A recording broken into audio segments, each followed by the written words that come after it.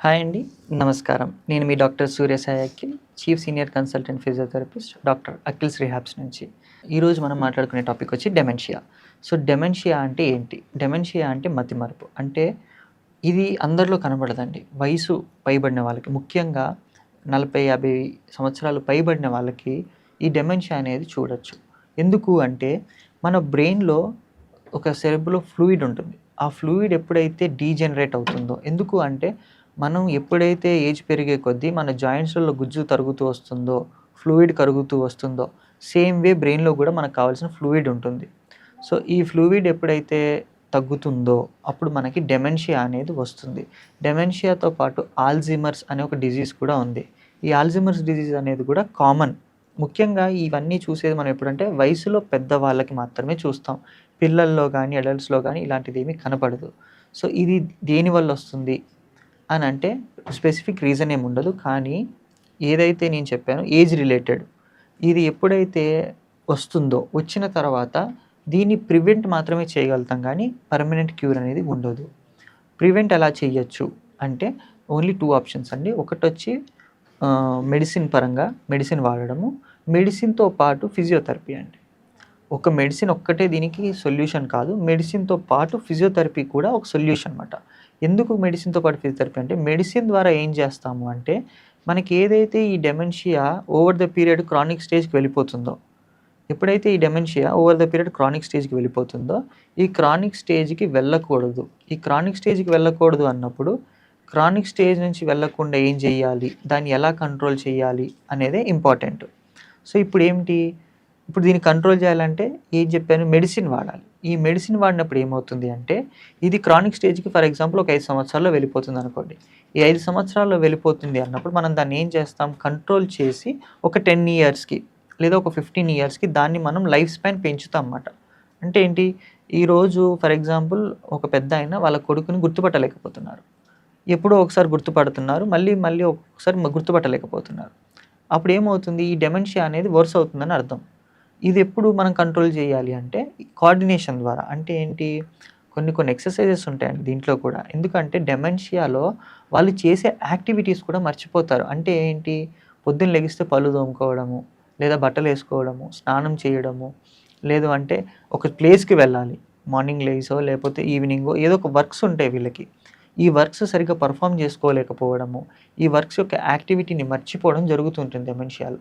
మనమేం చేయాలి అంటే వాళ్ళని ఎడ్యుకేట్ చేస్తూ ఉండాలి, కౌన్సిల్ చేస్తూ ఉండాలి, పదే పదే గుర్తు చేస్తూ ఉండాలి.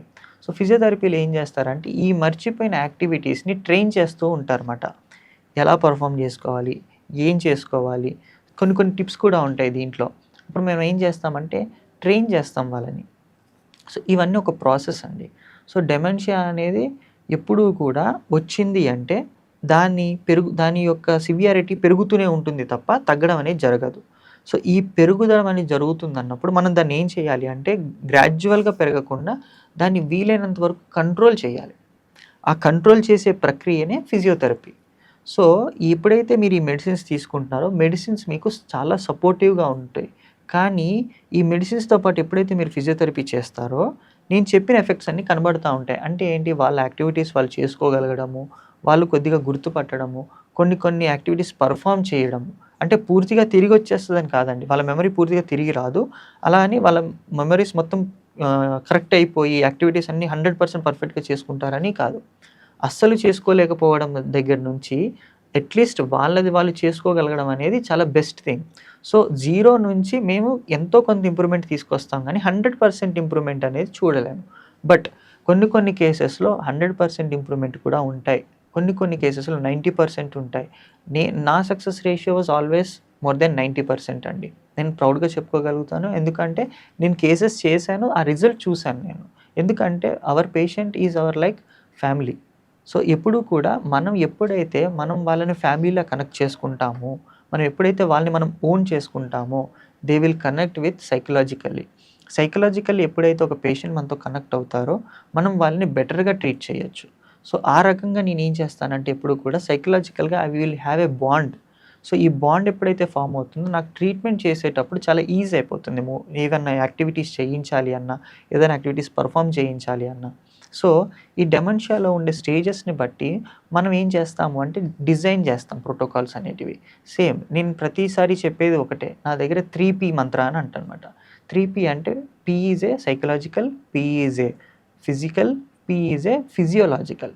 సో ఈ 3 నాకు ఇంపార్టెంట్ అండి. సో ఈ 3 రకాలుగా నేను చూసుకొని నేను మళ్ళీ ప్రోటోకాల్ డిజైన్ చేసి వాళ్ళు ఏ రకంగా బెస్ట్ చేయగలుగుతారు, ఏ రకంగా బెస్ట్ అందించగలుగుతాము. సో నేను ద బెస్ట్ అందిస్తేనే వాళ్ళు ద బెస్ట్ పర్ఫామ్ చేయగలుగుతారు. కాబట్టి ఆ రకంగా ఏం చేస్తానంటే ప్రోటోకాల్ డిజైన్ చేసుకొని దాన్ని మనం అకార్డింగ్గా పేషెంట్కి ఇంప్లిమెంట్ చేసి దాని ద్వారా రిజల్ట్ పొందుతాం అన్నమాట. సో డెమెన్షియా ఉన్న వాళ్ళు ఖచ్చితంగా చేయాల్సిన పనులు ఏంటిది అంటే ఎప్పుడూ కూడా మిమ్మల్ని మీరు యాక్టివ్గా ఉంచుకోవాలి. మిమ్మల్ని మీరు ఎక్కువగా వర్కహాలిక్ అంటే ఏదో ఒక వర్క్ యాక్టివిటీ చేసుకుంటూ ఉండాలి. ఆ వర్క్ యాక్టివిటీలో ఏమవుతుంది అంటే you will try to grab the last content. అంటే ఏదైతే మనం మర్చిపోయామో దాన్ని రీగెయిన్ చేసుకోవచ్చు. అంటే ఇప్పుడు ఎగ్జాంపుల్ కుకింగ్ మీకు బాగా వచ్చు కానీ సరిగ్గా కుక్ చేయలేకపోతున్నారు, బట్ కుకింగ్ చేస్తూ ఉన్నారు, బాగుంటుంది. Spend time with the people అంటే మీ ఇంట్లో వాళ్ళతో మీరు టైం స్పెండ్ చేస్తూ ఉండాలి. మీ ఇంట్లో వాళ్ళు కూడా మీకు టైం ఇస్తూ ఉండాలి. దానివల్ల ఏమవుతుంది మీకు మెమరీస్ రీగెయిన్ అవుతూ ఉంటాయి. సో ఇలా ఎప్పుడైతే ఈ మెమరీస్ రీగెయిన్ అవ్వడము, మర్చిపోయినవి తిరిగి గుర్తు రావడము, ఇలాగా అంటే ఇట్స్ ఏ ప్రాసెస్ అండి. ఇది ఒక సైకిల్ మాట. దీనికి మించి ఇంకొక ఆప్షన్ లేదు.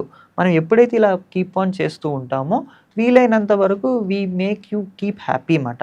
సో ఇలాగా మనము అంటే మేము చేసేది ఒక చిన్న ఎగ్జాంపుల్ చెప్పాలి అంటే ఒక ఎగ్జాంపుల్ నేను ఒక డెమెన్షియా పేషెంట్కి నేను ఒక ఎగ్జాంపుల్ చెప్తున్నాను. నా సైడ్ నుంచి ఏం చేస్తాను అంటే పాతకాలపు పెళ్లి ఫోటోలు కానివ్వండి, పిల్లల ఫోటోలు కానివ్వండి, లేదా ఏదైనా పిక్నిక్ వెళ్ళిన ఫొటోస్ కానివ్వండి తీసి వాళ్ళని రీకాల్ చేయిస్తూ ఉంటాను అనమాట. వీళ్ళెవరు అని వి ఆస్క్ దెమ్. వాళ్ళు చెప్పడానికి ట్రై చేస్తారు, రిమెంబర్ చేయడానికి గుర్తు చేసుకుంటుంటారు. అదొక కైండ్ ఆఫ్ థెరపీ. సో ఇలాగా అనేక రకాలుగా చేస్తాం అన్నమాట. నేను ఒక ఎగ్జాంపుల్ చెప్పాను మీకు. సో ఇది